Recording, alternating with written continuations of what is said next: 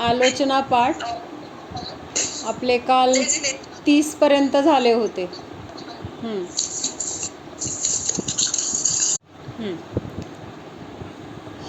द्रौपदी को चीर बढ़ायो, सीता प्रति कमल रचायो, अंजन से किए अकामी, दुःख मेटहूँ अंतर जामी. म्हणजे द्रौपदीवर जे काही संकट आलं होतं, कशाचं संकट आलं होतं, तर तिच्या भर सभेमध्ये वस्त्रहरण होण्याची वेळ आली होती आणि तिथं तिच्या शीलाचं रक्षण करण्यासाठी तुम्हीच तिला काय केलं तर वस्त्र पुरवलं. बढायो म्हणजे काय, वस्त्र पुरवलं आणि तिचं शीलाचं रक्षण केलं. असा काय भगवंतांना काय म्हटलेलं आहे, हा भगवंतांवर केलेला हे काय आहे तर म्हणजे भगवंतांनी असा उपकार केला असं तिथं भगवंतांना सांगत आहे. पण प्रत्यक्षात काय झालेलं आहे तर द्रौपदीचे परिणाम इतके शुद्ध होते किंवा तेवढ्या त्या कठीण प्रसंगामध्ये सुद्धा ती बाहेर तिथं त्या कुठल्याही गोष्टींवर किंवा बाहेर कुठल्या लोकांवर दोष न देता ती स्वतःवर काय होत होती, स्वतःच्या भक्तीमध्ये किंवा भगवंतांच्या भक्तीमध्ये किंवा कर्माच्या उदयापासून भिन्न आहे किंवा हा माझ्याच पापाचा उदय आहे, म्हणजे अशा प्रकारच्या चिंतनामध्ये असल्यामुळं तिथं काय झालं, तिला तिच्या पापकर्माचं पुण्यामध्ये बदल झाला किंवा संक्रमण झालं आणि त्यामध्ये काय झालं तर तिचं शीलाचं रक्षण झालं.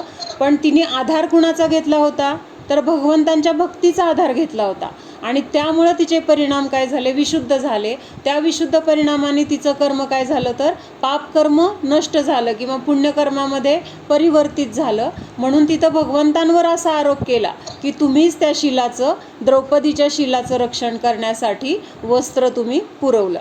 किंवा सीतेला पण काय म्हटलंय, सीता प्रति कमल रचायो, म्हणजे सीतेसाठी जे काही अग्निकुंड तयार झालं होतं त्या अग्निकुंडामध्ये प्रवेश केल्यानंतर ती काय होत, नियमाने तिचा मृत्यू झाला असता, पण तिथं सुद्धा ती काय आहे, धर्माबद्दल तिचं मत कसं आहे, धर्मामध्ये अढळ आहे.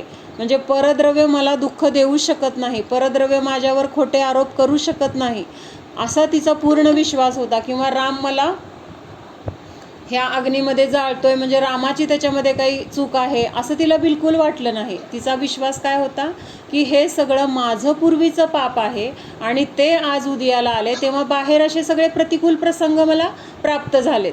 मग गावकऱ्यांनी आरोप केला ही रावणाकडे राहून पवित्र कशी असेल, मग रामाला पण असं करावं वाटलं की हिची शुद्धी किंवा हिचं पावित्र्य सिद्ध करण्यासाठी तिला अग्निकुंडामध्ये परीक्षा द्यावी लागेल. मग हे सगळं बाहेरचं काय आहे, जे काही प्रतिकूलता आहे तर हे निमित्त आहेत सगळ्या गोष्टी, पण खरं कारण काय आहे तर तिच्या स्वतःच्या कर्माच्या पापाचा उदय आहे आणि त्यामुळं तिला हे सगळं भोगावं लागतंय. मग हा सगळा विचार तिच्या मनामध्ये आहे. म्हणजे बाहेरच्या कुठल्याही गोष्टीला, कुठल्याही जीवाला ती दोष देत नाही, कुणावरही आरोप करत नाही किंवा त्यांच्यामुळं आज मला मरावं लागेल हा तिच्या मनामध्ये विचार नाही. तिच्यामध्ये विचार काय आहे मनामध्ये, जर ह्याच्यामधून काय होणार असेल, जरी मला ह्याच्यामध्ये मरावं लागलं तरी ते माझ्याच कर्माचं फळ आहे, जरी मी ह्याच्यातून बाहेर पडले ते सुद्धा माझ्याच कर्माचं फळ आहे. आणि ह्या सगळ्या ह्याच्यामध्ये तिने काय आहे तर स्वतःच्यामध्ये दृढ आहे, धर्मामध्ये दृढ आहे, कुठल्याही बाहेरच्या गोष्टींबद्दल तिची तक्रार नाही. म्हणजेच तिचे परिणाम कसे आहेत, मंद आहेत, शांत आहेत, दुसऱ्याला दोष देण्याचे नाही आहेत, दुसऱ्याची निंदा नाही आहे, मनामध्ये आकुलता नाही आहे, दुःख नाही आहे, संक्लेश नाही आहेत, आता मी मरणार म्हणून तिला त्याचं वाईट वाटत नाही आहे. म्हणजे हे एवढं सगळं असल्यामुळं म्हणजे इतकं तिचे परिणाम छान होते आणि त्याचं परिणाम काय झालं, तिथं त्या अग्निकुंडाचं रूपांतर कशामध्ये झालं तर सरोवरामध्ये झालं आणि एखाद्या देवीप्रमाणे ती त्या सरोवरामध्ये शोभून दिसत होती. काय होत होती, शोभत होती. म्हणजे इतकं सुंदर सरोवर, त्याच्यामध्ये ते सुंदर कमळ, त्याच्यावर अगदी ती टोप वगैरे घातलेली, दागिन्यांनी मडलेली अशी ती, मुळात तर ती सुंदर होतीच, प्रश्नच नाही. आणि आता तर ती ह्या सगळ्या गोष्टीमधून बाहेर पडल्यानंतर तिचं तेज किती वाढलं असेल. किंवा आता हे सगळ्या एक एक गोष्टी खुल्या करून बघायच्या म्हटलं तर हे असं बदल कसा काय झाला, तिथं पाणी होतं, अग्नी होतं आणि पाणी कसं झालं, तिथं कमळ नव्हतं, कमळ कसं आलं, किंवा ती त्या कमळामध्ये बसली कशी काय बसली गेली, दिसताना तर असं दिसलं का, हळूहळू हळू अग्नी नष्ट झाला, हळूहळू पाणी आलं, मग तिथं कमळाची उत्पत्ती झाली, असं काय नाही. एका क्षणापूर्वी तिथं अग्नीचा पूर्ण असं प्रज्वलित झालेला अग्नीचा जाळ दिसतोय आणि दुसऱ्या क्षणामध्ये तर सगळं काही थंडगार आहे. मग हे कसं काय, तर कुठला तरी देव जो स्वर्गामधला देव असतो ना, तो ते हे सगळं तो बघत असतो. हे जे चाललेले ना, सीतावर आरोप केलाय, तिला अग्निकुंडामध्ये प्रवेश करायचा आहे, त्याच्यामध्ये तिचं पावित्र्याची सिद्धी होणार आहे, आणि खरं तर ती पवित्र आहे हे रामाला पण माहीत आहे, सीतेला पण माहीत आहे, आणि ते कोण वरती देव होता तिथून चाललेला विमानातून त्याला पण माहीत आहे. कारण देव कसे असतात, अवधिज्ञानी असतात. म्हणजे जरी त्या गोष्टी त्यांच्यासमोर घडलेल्या नसल्या तरी पण अवधिज्ञानाच्या द्वारे ते काय करू शकतात, काय घडलंय नक्की काय परिस्थिती आहे हे त्या ज्ञानाच्या द्वारे ते जाणू शकतात. आणि त्या देवाला अवधिज्ञानाच्या द्वारे हे कळलं होतं की ही सीता तर अतिशय पवित्र आहे, तिच्या मनामध्ये परद्रव्याच्या आहे, परपुरुषाचा यत्किंचितही विचार नाही. जरी ती एवढे दिवस रावणाच्या तिथं राहिली आहे, रावणाच्या वनामध्ये राहिली आहे, किंवा रावणाने तिला खूप फोर्स केला आहे, रावणाने तिला पळवून नेलं आहे, तरीसुद्धा ती तिळं मात्र सुद्धा भ्रष्ट झालेली नाही. हे सगळं त्या देवाला पण माहीत आहे. आणि मग एका धार्मिक जीवावर असं संकट आले हे त्या देवाला कळलं. आता देवांना काय रुद्धी असतात, रुद्धी म्हणजे विशेष शक्ती असतात, आणि त्या शक्तीच्या द्वारे ते असे विक्रियांच्या द्वारे असे बदल करू शकतात. आणि मग त्या देवाने काय केलं, हे सीतेवर आलेलं संकट नष्ट करण्यासाठी त्यांनी तिथं त्या अग्निकुंडाचं जलकुंडामध्ये रूपांतर केलं. आणि तिथं सगळं ते सिंहासन, ती सुंदर तिचं आसन, त्याच्यावरती देवीप्रमाणे विराजमान वगैरे, हे कुणाचं कार्य आहे, तर त्या देवाचं कार्य आहे स्वर्गामधल्या. मग आता हे देवाला सुद्धा करावं वाटलं, म्हणजे का करावं वाटलं, तर सीतेचं पुण्य होतं. देवसुद्धा तिथं काय झाला, निमित्त झाला. म्हणजे ते देवानी केलं असं आपल्याला व्यवहारातून म्हणता येतं किंवा म्हणलं जातं, पण प्रत्यक्षात त्या देवाला करावं का वाटलं, तर सीतेचं तसं पुण्य होतं, तिचं तेवढं पावित्र्य होतं, तिच्यावर तेवढी बदनामीचे जे काही आरोप झाले त्या बदनामीमधून, किंवा त्या सगळ्या लोकांनी तिची निंदा केली त्याच्यामधून तिचं कर्म नष्ट झालं. आणि त्याचं रूपांतर, तिचे परिणाम तर स्थिर होतेच, विशुद्ध होतेच, ह्या सगळ्या गोष्टींचा मेळ बसून तिथं काय झालं, त्या देवाला असे भाव झाले की हिला ह्या संकटातून आपण बाहेर काढूया, आणि तिला त्याच्यामधून तिचं पावित्र्य आपोआप काय तिथं सिद्ध होणार आहे. मग हे सगळं त्या देवाचं कार्य होतं. पण म्हणजे एक गोष्ट घडत असताना त्याला आजूबाजूला निमित्त किती असतात हे पण ह्याच्यामधून आपल्याला समजतं. म्हणजे हे सगळे बाकीचे निमित्त आहेत. रामाने गावकऱ्यांनी आरोप दिला, निमित्त आहे. गावकऱ्यांनी तिच्यावर आरोप केला की नाही, ही भ्रष्ट आहे, रावणाच्या घरी राहून ही शुद्ध कशी असेल, म्हणजेच ती काय आहे, पवित्र नाही. म्हणजे हा गावकऱ्यांनी तिच्यावर काय केला, आरोप केला, म्हणजे तिला काय केला, दोष दिला. म्हणजे तिला नावं ठेवली, म्हणजे तिच्या पापकर्माचा उदय आहे तो. लोक नावं ठेवत नाही आहेत, अंतरंगातून तिचं तसं कर्म उदयाला आलेलं आहे. त्याच्यानंतर रामाला पण काय वाटलं की रामाने त्या लोकांचं काहीतरी समजूत वगैरे घालून पण तिथं त्यांनी सांगू शकला असता की बाबा नाही, सीता पवित्र आहे वगैरे, पण अग्नीची परीक्षा द्यायला सांगितली तिला. म्हणजे हे सुद्धा काय होतं, तिचं कर्म होतं. म्हणजे रामाला तसे अग्निकुंडाची परीक्षा हिच्याकडून करून घ्यायचे भाव झाले, किंवा सगळे गावकरी तिच्याकडे तिथं बघत बसलेत की बाबा आता काय होणार आहे. म्हणजे कोणी पुढाकार घेऊन तिथं म्हणलं का, नाही नाही हे असं करायचं नाही, हे चुकीचं आहे, असं कोणी तिथं म्हटलं का. एवढी ती पवित्र, एवढी राजाची राणी किंवा राजाचीच मुलगी होती ती, जनक राजाची मुलगी, म्हणजे राजघराण्यामधून लहानपणापासून मोठेपणापर्यंत वाढलेली असताना सुद्धा इतक्या मोठ्या संकटाला तिला तोंड द्यावं लागलं. मग अशा संकटातून ती बाहेर पडली. ह्याला कारण काय आहे, तर भगवंतांची भक्ती. पण भक्ती कुणी केली आहे, तिने केली आहे, म्हणजे तिचं पुण्य आहे. भगवान काय आहेत, तर तिथं निमित्त आहेत. म्हणून भगवंतांना काय म्हटलंय की त्या सीतेला सुद्धा तुम्ही ह्या संकटातून बाहेर काढलं, आणि तिला तुम्ही कमळ रचून तिला तिचं पावित्र्य सिद्ध केलं. त्याच्यानंतर अंजनसे किये अकामी. आता हा जो अंजन चोर होता ना, अंजन चोराची गोष्ट आपण मध्ये घेतली होती. कशामध्ये, निशंकित अंगामध्ये. आठवती ना सगळ्यांना, की तो त्या हिला वेशेसाठी हार घ्यायला जातो राणीचा चोरून, आणि मग ते प्रकाशामध्ये तो तर दिसत नाही आहे, कारण डोळ्यामध्ये अंजन घातल्यामुळं तो तर दिसत नाही आहे, पण हार कसा आहे, हिऱ्याचा आहे, तो चमकतोय, तो काही झाकला जात नाही आहे, तो काही अदृश्य होत नाही आहे. आणि त्याच्या निमित्तामध्ये त्याला तिथं पकडण्यासाठी कोतवाल वगैरे येत आहेत. मग तो कुठं गेला, त्याच्यानंतर त्या कोतवालाला घाबरून पळत सुटला, आणि रस्त्यात कुठंतरी तो हार पण टाकून गेला. नंतर कुठं गेला तो? त्या स्मशानात गेला. तिथं ते शेठजी एका शिंक्यावर बसलेत आणि काय करतायत? 108 वेळा नमोकार मंत्र म्हणायचा आहे. एक एक नमोकार मंत्र म्हणत म्हणत एक दोरी तोडायची आहे. त्याच्यानंतर काय होणार आहे? मग एक विमान येणार आहे सगळ्या दोऱ्या तुटल्यानंतर, आणि विमानात बसून मग सगळ्या जिन चैत्यालयांची, कुठल्या? कृत्रिम आणि अकृत्रिम चैत्यालयांचं दर्शन करण्यासाठी ते विमान घेऊन जाणार आहे. हे सगळं काय आहे तर तिथं अशा पद्धतीने चाललंय. आणि त्या सेठजींना भीती वाटते की बाबा समजा ह्याच्यातून ते विमान जर नाही आलं तर खाली शस्त्र आहेत ना, त्या शिंक्याच्या खाली काय आहेत? शस्त्र पुरलेली आहेत. आणि ती शस्त्र कशी आहेत? अशी उभी आहेत, म्हणजे तलवार मूठ खाली आहे आणि टोक त्याचं वर आहे, अशी सगळी शस्त्र आहेत. आणि त्या शस्त्रावर पडून काय होणार आहे तर माझं मरण होणार आहे, हा त्यांना काय वाटत होती? ही भीती वाटत होती. त्यामुळे ते दोऱ्या तोडायला ते घाबरत होते. पण ह्यांनी काय केलं? ह्या चोरांनी, अंजननी, की काय होईल ते होईल, इकडं पण मारायचे आणि तिकडं पण मारायचे. पण समजा जर मी विश्वासाने तो नमोकार मंत्राचं स्मरण केलं आणि मला ते विमान आलं न्यायला, तर माझी कमीत कमी राजाच्या शिक्षेतून तरी सुटका होईल. ह्या अपेक्षेने त्यांनी भक्तिभावाने, तो नमोकार मंत्र येत नव्हता पण त्यांनी काय म्हटलं? जे काही शेठजींनी सांगितले तर त्याच्यावर माझा पूर्ण विश्वास आहे आणि ते जे म्हणतायत ते इतकं म्हणजे विश्वास ठेवण्यायोग्य आहे की ते मला ह्याच्यातून, ह्या संकटातून बाहेर, तो मंत्र मला ह्या संकटातून बाहेर काढणारच, असा पूर्ण विश्वास त्याचा होता तिथं. आणि मग त्याचं तिथं काय झालं? ते सगळ्या दोऱ्या तोडल्यानंतर विमान आलं, त्याला घेऊन गेलं. त्या सगळ्या दर्शन वगैरे केल्यानंतर त्याचे भाव इतके बदलले. म्हणजे तो आधी काय होता? वेश्यासक्त होता. त्या वेश्येसाठी हे सगळं घडलंय ना. त्या वेश्येला हवा असलेला तो हार, तो मिळवण्यासाठी हे सगळं पुढचं घडलेलं आहे. म्हणजेच तो काय होता तर वेश्येपासून, म्हणजे वेश्येसाठी तो खूप वेडा होता किंवा आसक्त होता.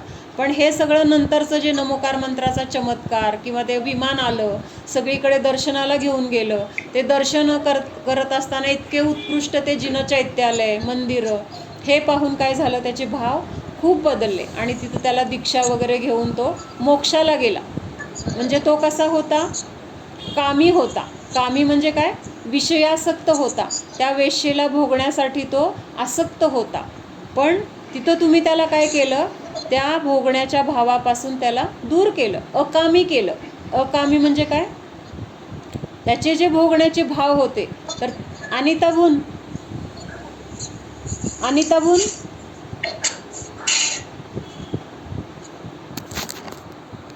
हां, तर ते भोगण्याचे जे भाव होते ना त्याचे, तर त्या भावाचं पूर्ण म्हणजे बदल झाला त्याच्यामध्ये. परत त्याला भोगण्याचे भाव राहिले नाहीत, उलट त्याला विरक्ती आली. ही विरक्ती म्हणजेच काय आहे? अकामी झाला तो, म्हणजे कामापासून तो दूर झाला. काम म्हणजे काय? हे जे स्पर्शेंद्रियाचे भोगण्याचे जे विषय आहेत तर त्या भोगण्याची आसक्ती होती, म्हणजेच तो कोण होता? कामी म्हटला जातो. अशा जीवाला काय म्हटलं जातं? कामी म्हटला जातो. म्हणून पूजेमध्ये आज कुठलं 4 नंबरचं कुठलं अर्घ्य होता? आज कोणी पूजा केली? 4 नंबरचा अर्घ्य असतो की नाही? मम कामभाव विध्वंसनाय असा शब्द आहे तिथं. कामभाव म्हणजेच हे भोगण्याचे जे भाव आहेत, भोगण्याची जी आसक्ती आहे, तर ती आसक्ती नष्ट होवो त्याच्यासाठी आपण तो अर्घ चढवतो. कशासाठी अर्घ चढवला? हे काही इंद्रियांना भोगण्याची जी आपली आसक्ती असते, किंवा ह्या भोगण्यामध्ये आपल्याला जो काही आनंद मिळतोय असं वाटतं, त्याच्यामध्ये जो रस असतो, तर ते माझे भाव नष्ट व्हावेत, किंवा ती माझी तशी आसक्ती नष्ट व्हावी, म्हणून आपण तिथं अर्घ्य चढवतो की मम कामभाव विध्वंसनाय पुष्पम निर्वपामिती स्वाहा, असं म्हटलं की नाही आज पूजा कुणी केली. हां, मग तसा तो त्या कामभावनेमध्ये खूप आसक्त होता. कोण? अंजन. आणि त्याला ह्या भावनेपासून काय झालं? परावृत्त केलं गेलं. कशाच्या निमित्तात? तर भगवंतांच्या भक्तीच्या निमित्तात. म्हणजे भगवानच तिथं काय झाले? त्याच्यासाठी, त्याला अकामी होण्यासाठी उपयोगी पडले, किंवा भगवान तिथं त्यासाठी निमित्त झाले. म्हणून तिथं म्हटलंय अंजनसे किये अकामी, म्हणजे तुम्ही काय केलं? ह्या अंजन चोराला ह्या कामभावनेपासून परावृत्त केलं. म्हणजे त्याला भोगण्याचे तिथं भावच राहिले नाहीत. त्याच्यापेक्षा कितीतरी उत्कृष्ट असं काहीतरी मिळतंय म्हटल्यानंतर परत त्या भोगण्याचे भाव कसे राहतील? म्हणून तो काय झाला? तिथं त्याच्यापासून अलिप्त झाला. त्याच्यानंतर पुढं काय सांगितलंय? मला एक विचारायचं म्हणजे यांचे आतले जे दैवी गुण होते त्याच्याबद्दलच आपलं कौतुक चाललंय पण नाही होतं हे सगळं, म्हणजे त्याच्याबद्दल आपण चर्चा करतोय ना, की त्यांनी द्रौपदीने कसं सगळ्या गोष्टी सहन केल्या किंवा नाही म्हणजे कुणालाच घेणं देणे रूपाचे, ज्यांना अज्ञान आहे, ज्यांना धर्माबद्दलचा कळत नसताना पण असे संस्कार होत असतात, तर तिथं मग अशा गोष्टी आपण काय केल्या पाहिजेत, आवर्जून टाळायला पाहिजेत. म्हणजे माझे तर भाव नाही आहेत, मग मी काय होतं गेलं तर माझ्या तर मनात असं त्यांना नमस्कार करायचं नव्हतं. एकतर ते गृहस्थ आहेत, त्यांची मूर्ती तिथं आहे ती गृहस्थ अवस्थेतली आहे. मग गृहस्थ अवस्थेमध्ये आपण कुणाला नमस्कार करतो तर तिथं तो फक्त वय किंवा आपल्यापेक्षा मोठे आहेत किंवा त्यांच्यामधले काय गुण असतील ते एक विनय म्हणून आपण तिथं घरामध्ये पाया पडतो. तिथं भगवान म्हणून पाया पडतो का आपल्या घरातल्या लोकांच्या? गुरु म्हणजे आता शाळेतले शिक्षक जरी असले, आई वडील असतील, मोठे अजून कोण असतील, आजोबा वगैरे, त्यांच्या पाया पडतो, पडायला पाहिजे. तो विनय आहे, योग्य आहे, व्यवहार हा करायलाच पाहिजे. पण तिथं त्यांना नमस्कार करताना, त्यांच्या पाया पडताना जो भाव भगवंतांना नमस्कार करताना असतो तो नसतो. देवपणाचा भाव तिथं नाही आहे. ते एक आपल्या घरातले वडीलधारी माणसं आहेत, त्यांचा आदर करणं हे आपलं कर्तव्य आहे. ह्या भावनेने आपण नमस्कार करतो. मग हे मंदिरं जी आहेत ना आता बाकीची सगळी, तर त्या मंदिरामधले भगवंतांचं स्वरूप जे आहे तर ते स्वरूपच मिथ्या आहे. म्हणजे असं स्वरूप खरं नव्हतंच. म्हणजे आता समजा तू आहे एखाद्या देवीचा किंवा एखाद्या समजा रोल केला, म्हणजे भगवंतांचंच कुठलं तरी रूप घेऊन तू रोल केला, मग तू रोल केला म्हणून तू खरी भगवान झाली का? नाहीच झाली. तसं इथं हे जरी त्यांना आता भगवान मानतायत, पण त्यांचं सगळं बाहेरचं रूप काय आहे? शस्त्र, त्यांचे कपडे, त्यांच्याजवळ बायको आहे, बायको वगैरे आहे, म्हणजे सगळा संसारच आहे ना. भले त्यांनी काही काळापुरतं त्यांना घरातून हाकलून दिले म्हणून वनवासात गेलेत, पण जर हाकलून दिले नसते तर त्या काळामध्ये ते घरात राहिले असते, आपल्यासारखेच ते घरामध्ये संसार करणार. मग ते रूप त्यांनी मंदिरामध्ये मांडले आणि त्या मंदिरातल्या त्या रूपाला ते भगवान मानतायत, पण प्रत्यक्षात ते परिग्रहाने सहित आहेत व त्यांच्याजवळ शस्त्र आहे, म्हणजे ते रागीद्वेषी आहेत की नाही. आणि जोपर्यंत आपण संसारात आहोत, भले सम्यक दर्शन जरी असलं, आपल्याला सम्यक दर्शन असलं तरी सुद्धा तिथं काय आहेत, अजून आपल्याजवळ कषाय आहेत, रागद्वेष आहेत, म्हणून आपण सुद्धा त्या देवपणाला प्राप्त नाही आहे. त्यामुळं कुठल्या जरी मंदिरात आपण गेलो तरी तिथं आपण ह्या भावनेने की बाबा मी दर्शन करतोय ते माझे भगवान वेगळे आहेत, ह्यानी हे बाहेरचं रूप जरी हे दिसत असलं तरी ह्या रूपाला मी नमस्कार करत नाहीये, असं जरी म्हणलं तरी आपण आपल्या मनालाच तिथं काय करतोय, फसवतो. कारण आता याचा मोठा अनुभव म्हणजे गिरनारला आला.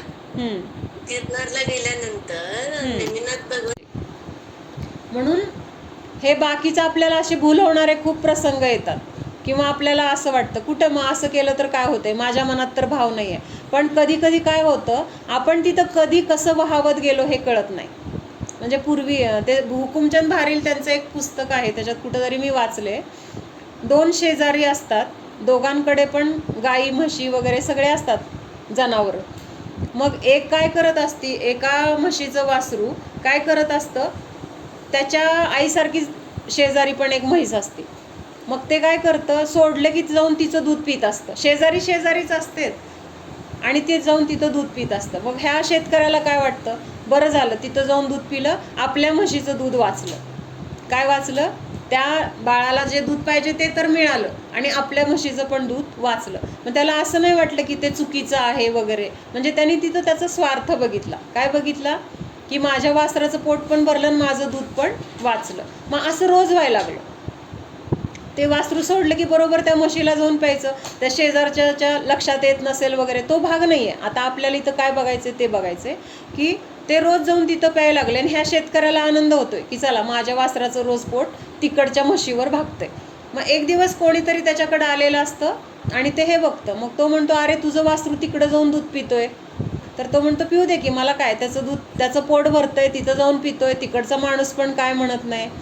मग तो काय म्हणतो की अरे तो जर रोज तिथं जाऊन दूध पितंय तर ते त्या म्हशीला आई मानायला लागले, ही गोष्ट बरोबर आहे का? म्हणजे ह्याच्या आईला तो विसरलाय आणि त्या आईलाच तो त्याची आई मानतोय. म्हणजे एक दिवस त्या आईकडेच तो जाऊन राहील, त्या आईबरोबर आई समजून तिकडेच तो रम्माण होईल. ही तुला पुढची गोष्ट कळते का? असं म्हणजे तसं आपल्याला काय होतं, बाहेरचे देव मग त्याला काय होतंय, मग आपण असं मानतोय की आपल्या मनात तर ही भावना आहे, पण आपण कुठं आणि कसं घसरत जाऊ हे आपल्याला लक्षात येत नाही. म्हणून आपण स्ट्रिक्ट राहणं खूप गरजेचं आहे. परत परत आपण हे खरे देव, खरे गुरु, खरे शास्त्र ह्यांचं स्वरूप का बघतोय, तेवढ्यासाठीच. थोडंसं जरी घसरलं ना तरी तिथं आपल्याला काय होणार आहे, मिथ्यात्व कधी आपल्याला पकडणार आहे आणि कधी आपली ह्याच्यातून आपण च्युत होऊन कुमार्गाला लागणार आहे हे कळणार नाही.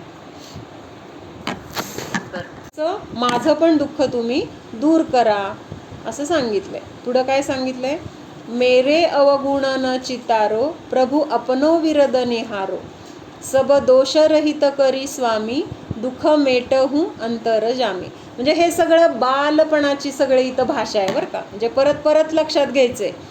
आता इथं काय म्हणलंय, तुम्ही माझं काय चुकलंय ते बघत बसू नका, तुमचं काय काम आहे ते तुम्ही करा. नाहीतर ते म्हणणार ना, मग तू असं पाप केलं, तू कशाला त्यांना त्रास दिला, तू मागच्या जन्मी त्यांना असं केलं होतं म्हणून तुला आज हे उद्याला आलंय, म्हणून तुला दुःख भोगावं लागते. तर ते तुम्ही काय माझं बघू नका, तुम्ही काय करा, मला ह्याच्यातून दुःखातून बाहेर काढण्यासाठी तुम्ही काय करू शकताय तेवढं करा. म्हणजे तुमचं पद, तुमचे अधिकार किंवा तुमचं काय कर्तव्य आहे ते तुम्ही बघा, माझं काय चुकलंय ते तुम्ही बघू नका. म्हणजे किती शहाणा बालक आहे तो. असं म्हणजे स्वतःचा स्वार्थ तर करून घ्यायचा आहे, पण माझं काही चुकलेलं वगैरे दाखवायचं तिथं तुम्ही बघायचं काही हे नाही आहे असं सांगतोय. म्हणजे रे अवगुण न चितारो, म्हणजे माझ्या अवगुणांकडे, माझ्या दोषांकडे तुम्ही बघू नका किंवा त्यांचं काही काय काय केलंय त्याचा विस्तार करू नका. तर तुम्ही तुमचं जे काही पद आहे त्या पदामध्ये तुम्हाला काय करायचं असतं किंवा ते तुम्ही बघा आणि त्यामुळे तुम्ही काय करा, मला सब दोषरहित करी स्वामी, म्हणजे सगळ्या दोषांनी रहित असं तुम्ही मला करा. म्हणजे असं आपल्या हक्काने तिथं बोलणं असतं ना, काही पण बोलू शकतो आपण. सगळ्यात जास्त आपल्या मनातलं किंवा आपल्याला जे जे वाटतं काहीही बोलणं कुठं होतं, जिथं आपल्यात सगळ्यात जवळचं कोणीतरी असतं. म्हणजे जिथं आपल्याला बोलताना कधीही विचार करावा लागत नाही, कुठली गोष्ट लपवून ठेवावी लागत नाही, कुठली गोष्ट खोटी सांगावी लागत नाही किंवा कसं सांगू, कुठल्या शब्दात सांगू असा विचार करावा लागत नाही. हे खूप महत्त्वाचं आहे बरं का. आत्ताचे हे जे 4-5 वाक्य आहेत ना, म्हणजे असं आपल्या जवळचं कोणी असतं की ज्याच्याजवळ आपल्याला ह्या गोष्टी सांगताना हे सांगू का, हे बोलू का, हे लपवून ठेवूया, हे नको सांगायला किंवा कसं सांगू, काय सांगू असा तिथं विचार पडत नाही. तर बेधडकपणे जे जे मनात आलंय आपल्या ते आपण बोलू शकतो. असं कुठं बोलू शकतो, तर जिथं आपल्याला असा विश्वास आहे की इथं माझं सगळं जे जे मी काही बोललं जाईल त्याचा चुकीचा अर्थ निघणार नाही किंवा त्याच्यापासून तिथं वाईट काही होणार नाही, ते मला समजून घेणारच हा विश्वास असतो. जरी बोलताना माझं काही चुकलं तरी मला त्याच्याबद्दल त्यांच्याकडून काही त्रास होणार नाही किंवा ते मला चुकीचं ठरवणार नाहीत, ते मला काही वाईट म्हणणार नाहीत, हा विश्वास असतो. म्हणजे आता व्यवहारातलं सगळ्यात असं उदाहरण म्हणजे आपली आई. आपल्या आईजवळ आपण काहीही बोलतो, म्हणजे तिलासुद्धा आपण वेडंवाकडं बोलतो, तिला नावं ठेवतो, तिच्या चुका काढतो, तरी पण ती बिचारी काय करते, बरं असू दे आपलंच लेकरू आहे म्हणून पोटात घालते. मग तसं भगवंतांना इथं समजले, तुम्ही तुमचं बघा, माझं काय चुकलंय ते तुम्ही बघत बसू नका. म्हणजे हक्काचं बोलणं आहे हे, इथं वाईट अर्थाने घ्यायचं नाही. आपण जर असं दुसऱ्या कुणाला बोललो तर तिथं त्याचा वाईट अर्थ निघू शकतो, पण इथं काय भगवंतांना सगळ्यात जवळचं मानलंय. म्हणजे सगळ्यात जवळचं कोण असेल तर व्यवहारामध्ये खरं तर भगवानच आहेत. आई वडील हे सुद्धा तात्पुरते आहेत, म्हणजे आपल्या जोपर्यंत संयोगात आहेत तोपर्यंत. एकदा ते निघून गेल्यानंतर कोण आहे आपल्याला वाचवणारं, म्हणजे त्यांची तरी गॅरंटी का आपल्याला एवढ्या काळापर्यंत ते वाचवतील. कधी कधी असे प्रसंग येतात की आई वडील पण असून हतबल होतात, त्यांच्या हातात पण त्या गोष्टी नसतात. पण तसं भगवंतांच्या नाही आहे. भगवान कशा आहेत, 3 लोकाचे स्वामी आहेत. त्यामुळे तिथं काही प्रश्नच नाही. माझी किती जरी मोठा माझा गुन्हा असेल, किती जरी मी अपराध केले असतील, तरी इथून मला काय होणार आहे, दोषमुक्तीचं हे माझं स्थान आहे, ह्याच्यातून नियमाने मी बाहेर पडणार आहे, इथं मला कुठलाही त्रास होणार नाही, हा विश्वास आहे भगवंतांच्या प्रती. आणि हा विश्वास आपल्याला भगवंतांच्या प्रती वाटतो का, हा विचार आपण करायचा आहे. आपण मंदिरात जातो, भगवंतांना महान मानतो, त्यांच्या पाया पडतो, पूजा करतो, पण हे सगळं क्रिया करत असताना माझी सगळ्यात जवळची ही व्यक्ती आहे हा भाव असतो का? किंवा इथं आल्यानंतर मी आता कसं आहे, बिनधास्त आहे, मला आता काही काळजी नाही. म्हणजे आईजवळ गेल्यावर त्या बाळाला सुरक्षित वाटतं की नाही? बाहेर त्यांनी कुणाला तरी दगड मारलेला असेल, कुणाला शिवी दिलेली असेल, कुणाचं काहीतरी नुकसान केलेलं असेल, तरी पण जेव्हा पळत पळत पळत येऊन आईच्या पदरात तो लपतो, तेव्हा त्याला भीती आहे का कसली? आता तो माणूस जरी मागं आलाय, दांडकं घेऊन आलाय मारायला किंवा काही असेल, तरी त्याला विश्वास काय आहे की माझी आई मला वाचवणार आहे, आता मला काही काळजी नाही आहे. तू काही कर, किती बडबड कर, त्या माणसाकडं काही त्याचं लक्ष नाही. मला माझी आई आधार असा भक्कम मिळाला आहे की मला तिथं आता कसली चिंता करायची. घाबरलेला नाही आहे तो, आता आईच्या पदरात आलाय, घाबरलेला नाही आहे, उलट तिथं आश्वस्त आहे. तसं भगवंतांकडे गेल्यानंतर आपल्याला आश्वस्त वाटतं का की माझी किती जरी संकट असले, माझ्याकडून किती जरी चुका झाल्या असल्या, तरी इथं भगवंतांजवळ आलो आहे तर मला आता तिथं कसलीही भीती नाही आहे, चिंता नाही आहे, मला ह्याच्यातून बाहेर पडणारच किंवा भगवान मला ह्याच्यातून बाहेर काढणारच, हा विश्वास तिथं पाहिजे आपल्याला. आपण तिथं जातो ती फॉर्मॅलिटी म्हणून जातो असं मला बऱ्याच वेळा वाटतं. तिथं जायचं, ह्या पद्धतीने जायचं, असं पाया पडायचं. फॉर्मॅलिटीपेक्षा भीतीपोटी जास्त जातं. हां, तेच. प्रत्येकाचे विचार वेगळे असतील. कोणी भीतीपोटी जात असेल, कोणी काय म्हणत असेल, नाही नाही अशा पद्धतीने पायच धुतले पाहिजेत, नमोकार मंत्र म्हणला पाहिजे, 3 फेऱ्या घातल्या पाहिजेत, मग हे सगळं पूर्ण झालं ना, हां मग मी दर्शन माझं झालं. म्हणजे ते सगळ्या अटी किंवा तिथलं जे काही पद्धत असते दर्शनाची ती पूर्ण केली, मग ती फॉर्मॅलिटीच झाली ना. म्हणजे करायची म्हणून केली. कोणी काय म्हणतंय, नाही नाही मंदिरात नाही गेलं तर माझं हे नुकसान होईल, त्यापेक्षा गेलेलं बरं. म्हणजे तू म्हणती ती भीती, किंवा मंदिरात गेलं नाही तर मला कोणीतरी नावं ठेवतील, मी या समाजात राहतो मंदिरात नाही गेलो तर माझा अपमान होईल.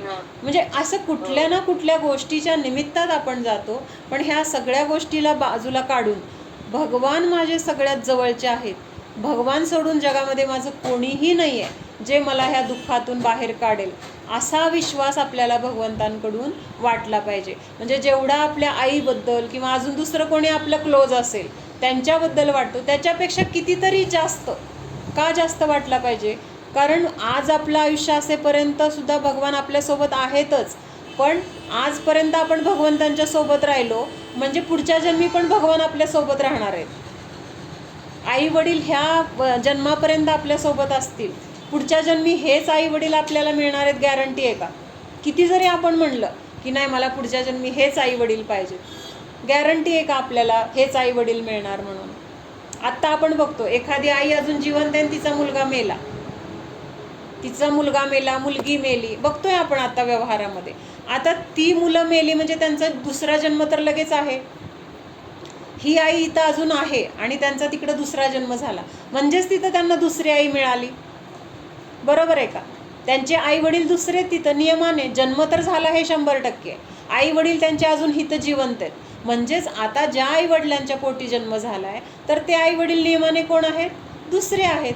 म्हणजे ह्या जन्मामधलं कोणीही आपल्यासोबत कायम राहणार नाही किंवा कोणीही आपल्याला कायमचं संकटातून दूर करण्यासाठी म्हणजे उपयोगी पडेल ह्याची गॅरंटी नाही. पण भगवान कसे आहेत? आत्ता ह्या जन्माच्या अखेरपर्यंत आपल्यासोबत असतील आणि आत्ता ह्या जन्मापर्यंत आहेत म्हणजे पुढच्या जन्मात सुरुवातीपासून आपल्यासोबत असणार आहेत. कारण आपण त्यांना धरले, ते आपल्याला कधी सोडत नाहीत. आपण जर त्यांना धरलं ना भगवंतांना, ते आपल्याला कधीही सोडत नाहीत. हा विश्वास, ही गॅरंटी आपल्या मनामध्ये पाहिजे. आणि जर आपणच भगवंतांना सोडलं तर ते कशाला स्वतःहून आपल्या मागं येतील? म्हणून आपण काय म्हणायचंय की मी भगवंतांना पकडून राहणार. मध्ये एकदा जितूबाईंनी सांगितलं होतं, इथं पंढरपूरमध्ये होते ना 1-1.5 वर्ष, बऱ्याच वेळा त्यांनी सांगितलंय की भगवंतांना म्हणायचे पकडे, म्हणजे हात आपण त्यांचा पकडायचा आहे आणि पकडे रेहना, म्हणजे ते भगवंतांचा हात आपण सोडायचा नाही आहे. मग आपण जर पकडून ठेवला आणि मग भगवंतांना म्हणलं की मला सोडू नका तुम्ही, तर भगवान आपल्याला कधीच सोडणार नाही.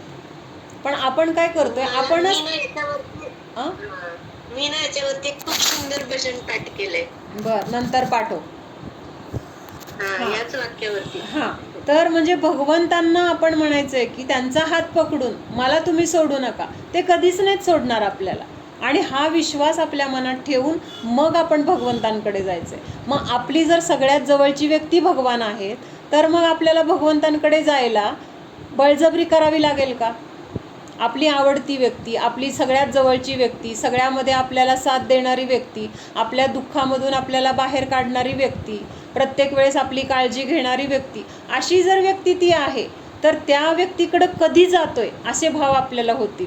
म्हणून हा विश्वास आपल्या मनामध्ये पाहिजे की भगवानच माझं सर्व काही आहेत. आणि तो विश्वास इथं ह्या कवीला वाटत होता, म्हणून त्यांनी हे सगळं सांगितलंय. कळलं का? म्हणजे भगवान असे आहेत, म्हणजे हे सगळे शब्द वगैरे सुचणं म्हणजे खूप अवघड आहे. त्यांची तेवढी भक्ती असल्याशिवाय शब्द सुचत नाहीत बरं का. आपण लिहायला बसा एक वही पेन घेऊन आणि मला भगवंतांवर स्तुती लिहायची विचार करा, बघू कुणाला किती आठवतंय. मला तरी नाही आठवत. म्हणून ह्या लोकांचं खूप मला कौतुक वाटतं की ह्यांना ह्या लोकांचं इतकं कौतुक वाटतं की हां की अधिकारवाणीने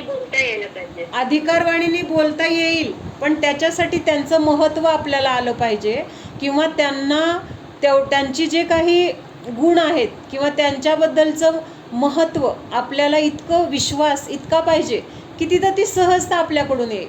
बाकी सगळ्या गोष्टी जाऊ दे, मला आधी भगवंतांकडे जायचं आहे. ती माझी आता आई घरात आहे, आईला भेटायसाठी आपण उत्सुक असतो की नाही?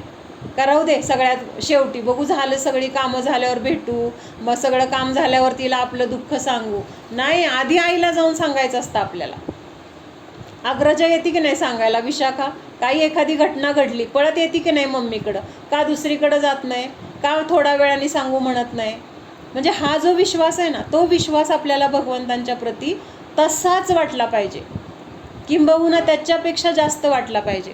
तर मग आपण तिथं काय आहोत, खरे भक्त झालो. किंवा खरा आपला तिथं काय झाला, भगवंतांच्या प्रती आपला एक बॉन्ड की बाबा माझे भगवान आणि मी भगवंतांचा.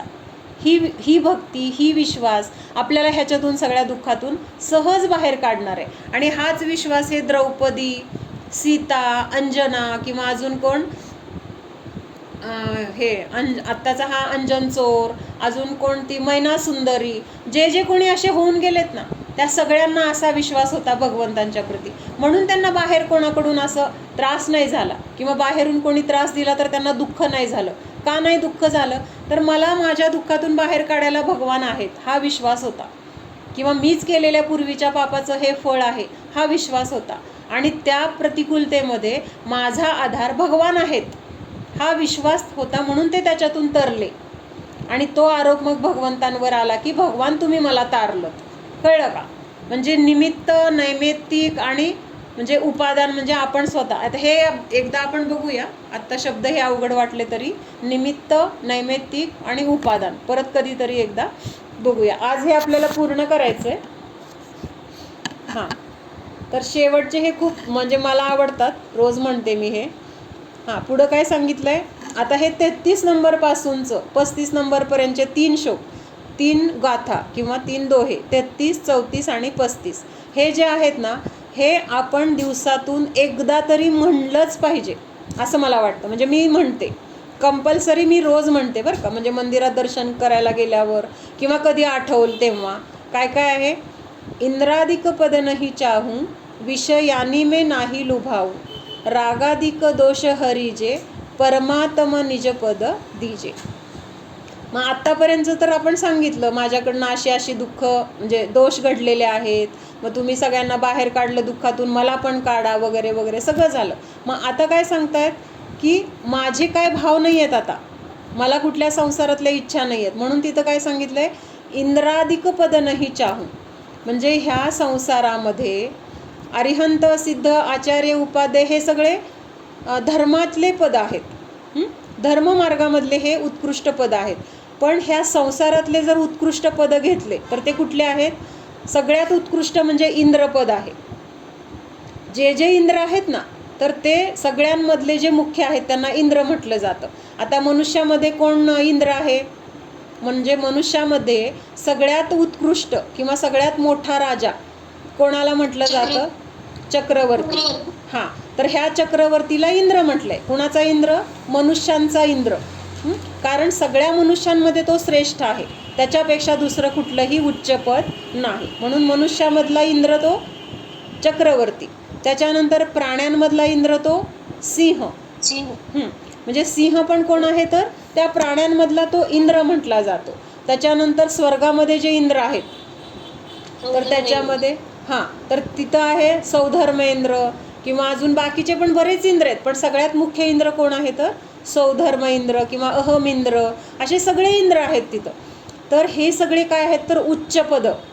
म्हणजे जो इंद्र असेल किंवा जो चक्रवर्ती असेल तो किती श्रेष्ठ असणार, त्याचं वैभव श्रेष्ठ, त्याचे सगळे भोग श्रेष्ठ, त्याच्या हाताखाली असणारे सगळे उत्कृष्ट. म्हणजे हे सगळं काय आहे तर उत्कृष्ट. म्हणजे त्यांना जिथं उत्कृष्ट पद सांगितलंय म्हणजे त्या पदाची सुद्धा मला इच्छा नाही आहे, असं कोण सांगतंय, ते कवी सांगतायत.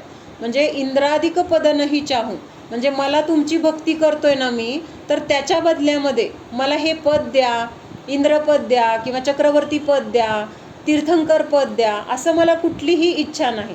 इंद्राधिक पद नाही चाहू विषयानी मे नाही लुभाऊ, किंवा असे विषय वगैरे भोग तुम्ही मला ह्याच्यातून द्याल पण मला त्याची सुद्धा इच्छा नाही आहे, किंवा असे विषय भोग जरी मला मिळाले तरी मला त्याच्यामध्ये अडकायचं नाही, असं सांगतात. म्हणजे भावना माझी काय आहे, मी तुमची भक्ती करतोय म्हणून मला माझ्या संसारातली संकट दूर करा, मला भरपूर धन द्या, मला भरपूर भोग द्या, मला मोठे मोठे पदं द्या, अशी काही माझी भावना नाही आहे, असं सांगतात. त्याच्यानंतर पुढं काय सांगितलंय, इंद्राधिक पद नाही चाहू विषयानी मे नाही लुभाऊ रागाधिक दोष हरीजे.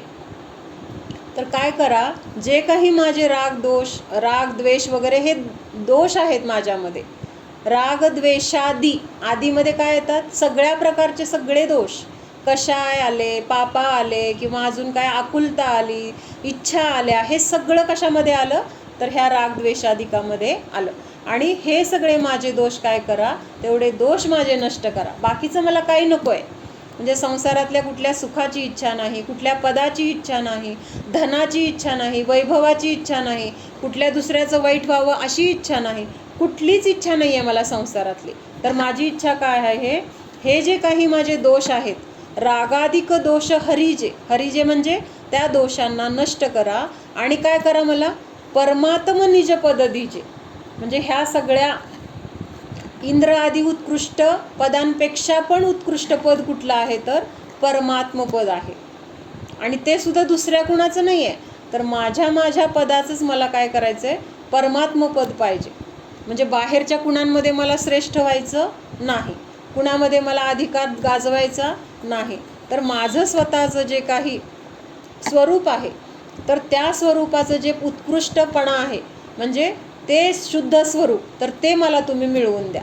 म्हणजे आत्ता आहे की आपल्याजवळ ते पद, आत्ता आपल्याजवळ आहे, पण आत्ता कसं आहे ते बीज रूपाने आहे. कसं आहे, बीज रूपाने, म्हणजे अव्यक्त आहे.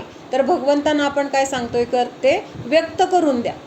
म्हणजे ते बी आहे आणि जोपर्यंत त्याचं उगवत नाही, त्याला पानं फुलं फळं येत नाहीत, तोपर्यंत त्या बियाचा काय उपयोग आहे का, काहीच नाही आहे. म्हणून ते तुम्ही मला असं माझं पद जे काय आहे परमात्म पद, तर त्या पदाची मला तुम्ही प्राप्ती करून द्या असं सांगतात.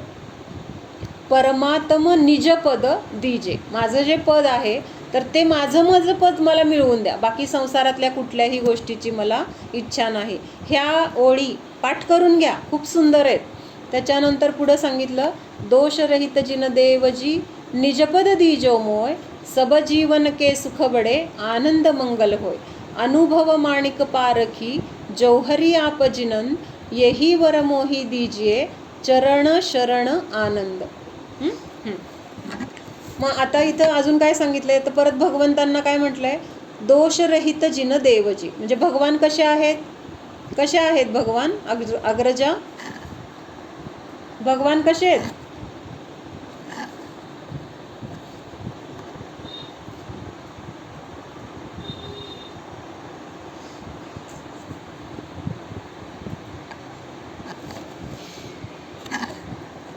You are muted because a lot of people are on this call. सगळ्या दोषांनी रहित आहेत. भगवंतांना किती दोष असतात, किती दोष असतात भगवंतांना, 18. अगं भगवंतांना 18 दोष नसतात, भगवान 18 दोषांनी रहित असतात. मी विचारलं भगवंतांना किती दोष असतात, एक पण नाही आहे, एक पण दोष नाही आहे त्यांना. हां, तर भगवान कसे आहेत, निर्दोष आहेत. आणि मग तिथं म्हटलंय दोषरहित जिन देवजी, म्हणजे तुम्ही कसे आहात, सगळ्या दोषांनी रहित आहात, निजपद दिजो मोय. आणि मला पण तुम्ही काय करा, माझं जे पद आहे तेवढं पद मला फक्त मिळवून द्या, बाकी मला काही नको आहे. निजपद दिजो मोय सब जीवन के सुख बडे. म्हणजे हे जे सगळे जे 3 लोकांमध्ये जे जीव आहेत, काय आहेत, 3 लोकांमध्ये जे जीव आहेत, तर त्या सगळ्या जीवांना सुखाची प्राप्ती हो किंवा त्यांचं सुख वाढत जावो अशी तिथं भावना केली. म्हणजे आपण मध्ये पण 4 भावना केल्या होत्या ना. कुठल्या केल्या होत्या? प्रेम भाव हो सब जीवों से, गुणी जनों में हर्ष प्रभो, करुणा स्त्रोत बहे दुखियों पर, दुर्जन में माध्यस्थ विभो. म्हणजे सगळ्या जीवांच्या प्रती माझा मैत्री भाव राहो, गुणीजनांना पाहून माझ्या मनामध्ये आनंद प्रकट हो. त्याच्यानंतर जे कोणी दुःखी, दरिद्री किंवा हीनदीन जीव असतील त्यांच्याबद्दल माझ्या मनामध्ये करुणाभाव राहो, दयाभाव राहो. आणि जे कोणी वाईट वागत असतील तर त्यांच्याबद्दल माझ्या मनामध्ये द्वेषभाव न येता तिथं त्यांच्याबद्दल माध्यस्थ म्हणजे समताभाव राहो, असा आपण भाव व्यक्त केला होता. तर इथं काय सांगितलंय, तर असे जे जगामध्ये जीव आहेत की जे दुःखी आहेत, तर त्या सगळ्या जीवांचं सुख वाढलं पाहिजे किंवा वाढू द्या आणि त्यांना आनंद मंगल होय, आनंदाची प्राप्ती होऊ दे किंवा मंगल सगळं होऊ दे. त्यांचं मंगल म्हणजे काय, जे त्यांचं सगळं दुःख नष्ट करेल किंवा त्या सुखाला मिळवून देईल असं ते मंगल हो, अशी भावना केली आहे. त्याच्यानंतर अनुभव माणिक पारखी. मग आपण भगवान कसे आहात, अनुभवी आहात. किंवा अजून काय आहे, तुम्हाला असा अनुभव आहे की जे काही हिरे माणिक मोती असतात ना, तर त्याची परीक्षा करण्यासाठी आपण कोण आहात, अनुभवी आहात. जौहरी कुणाला म्हटलं जातं, जे अशा सगळ्या ह्या कशाला म्हटलं जातं, म्हणजे हे सगळं जे काही आहे त्याची पारख करणारे, म्हणजे खरं हिरा आहे का काच आहे किंवा कुठलं पाचू आहे का अजून दुसरा कुठला आहे, असं सगळं ज्याला पारख आहे तर त्याला जौहरी म्हटलं जातं. मग आता हे जे रचलेलं आहे ना आलोचना पाठ, तर त्यांचं नाव होतं जौहरीलाल. म्हणजे त्यांचं स्वतःचंच नाव पण त्याने तिथं घातलंय आणि भगवंतांना पण ती उपमा दिली आहे. म्हणजे किती हुशार आहेत बघ, आहे की नाही. मग तिथं तुम्ही जसं हे सगळ्यांना पारखता किंवा तेवढं तुमच्यामध्ये तसं ज्ञान आहे जसं त्या जौहरीमध्ये असतं, मग तसेच तुम्ही आहात. मग तुम्ही मला पण तसा वर द्या. काय वर द्या, येही वर मोही दीजिये चरण शरण आनंद. म्हणजे असाच अनुभवी किंवा पारखी होण्याचं मला पण तुम्ही काय द्या, वर द्या किंवा तशी शक्ती माझ्यामध्ये प्रकट होऊ द्या, अशी भावना केली आहे. आणि मग तिथं सांगितलं की तुमच्या चरणामध्येच तुमच्या चरणाशी शरण जाण्यामध्येच मला काय आहे, तर आनंद आहे. तर असं हे आलोचना पाठचं त्यांनी सगळं वर्णन केलेलं आहे. म्हणजे भारी होते पूर्वीचे. परवा एक कुठंतरी वाचलं मी, म्हणजे जेव्हा ही अशी जिनवाणी वगैरे नव्हती ना, पुस्तकं नव्हती, पूजा वगैरे आता आपल्याला खूप उपलब्ध आहेत. मग कोणीतरी शिखरजीला चालले होते आणि म्हणजे खूप पूर्वीची गोष्ट आहे बरं का, पुस्तकं नसतानाची गोष्ट आहे. मग त्यांनी ते वृंदावनदासजी पंडित होते, तर त्यांना सांगितलं की आम्ही आता शिखरजीला चाललो आहे आणि तिथं जाऊन आम्ही काय पूजा करायची, आम्हाला काहीच येत नाही. मग उद्या त्यांना शिखरजीला जायचं होतं, तर रात्रीत त्यांनी 24 तीर्थंकरांची पूजा लिहून काढली. कसले भारी असतील ना, म्हणजे त्या विचारांना तिथं उपयोगी पडावी, सगळ्यांची पूजा छान त्यांना म्हणता यावी म्हणून रात्रभर बसून त्यांनी ती 24 तीर्थंकरांची 24 जिनराज, ते नाही का वृषभाधिक 24 जिनेश्वर, तर ती 24 तीर्थंकराची पूजा त्यांनी त्या रात्री लिहून काढली. म्हणजे असं त्यांनी ठरवलं पण नव्हतं की लिहायची आहे मला पूजा किंवा आपल्याला सुस्त आहे वगैरे. त्यांनी सांगितलं नुसतं की बाबा आम्हाला तिथं गेल्यावर काय पूजा करायची काहीच माहीत नाही, कसं असं विचार मांडला की ह्यांना वाटलं की आपण ती सगळं लिहून काढूया. आणि त्यांनी ते म्हणजे उत्कृष्ट रचना आहे ती, एक अतिशय सुंदर रचना आहे. म्हणजे त्याचा भाव आपण समजून जर पूजा केली ना, तर लक्षात येतं की एकेका शब्दामध्ये किती भाव भरलाय. आपण आपलं ते पाठ झाले म्हणून म्हणत राहतो, त्या म्हणण्यामध्ये आपल्याला त्याच्यातला भाव लक्षात येत नाही. म्हणजे असे आपले पंडित इतके ज्ञानी किंवा इतके, आणि ज्ञान होतं तसे भाव होते आणि त्या भावाच्या निमित्तात त्यांच्याकडनं अशा उत्कृष्ट रचना झाल्यात मग, आणि त्यांनी करून ठेवल्यात, पण आपण त्याचा फायदा घेत नाही. कमीत कमी त्यांनी केलंय म्हणून तरी आपण त्याचा फायदा घ्यायला पाहिजे. तो भाव समजून त्या पूजा म्हणायला पाहिजेत. असं केलं तरी त्यांना ते त्यांचं म्हणजे सार्थक होईल, त्यांनी जे काही रचना केल्यात, किंवा त्यांच्याप्रती ती एक आपली आदरांजली असेल, आपल्याला ते बहुमान असेल त्यांचा, बाबा एवढं त्यांनी रचलं, एवढं त्यांनी केलं आहे आपल्यासाठी.